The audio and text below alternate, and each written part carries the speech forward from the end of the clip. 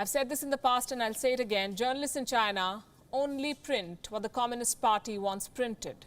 The press is just the party's mouthpiece. Its purpose is not to inform, but to justify China's culture of secrecy. And this culture of secrecy is on display again. A brazen cover-up of what happened in Galwan.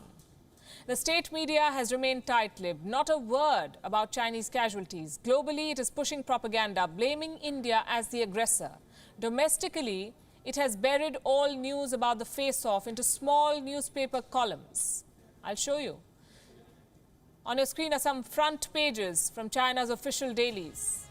From the Global Times to the People's Daily and the PLA Daily, coverage of the India-China face-off has either been blacked out or boxed in small columns.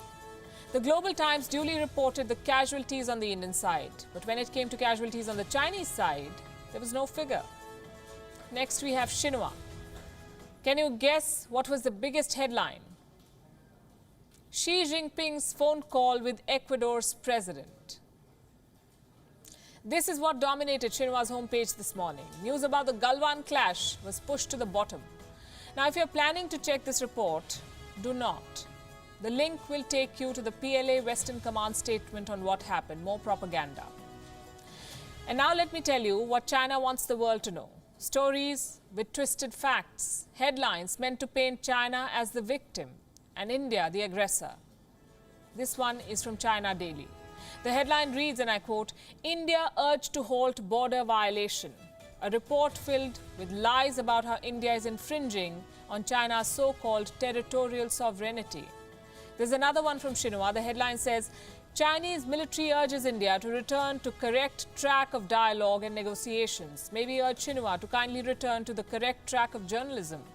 CGTN, their headline reads, "China's military urges India to stop provocative actions along border areas." Just where are these images coming from and where are these headlines coming from? Chinese troops still conducting large-scale military drills along the border. Who is provoking them?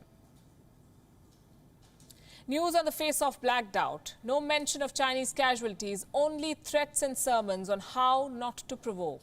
How much is China hiding and how much will it hide? The truth is, we'll never really know.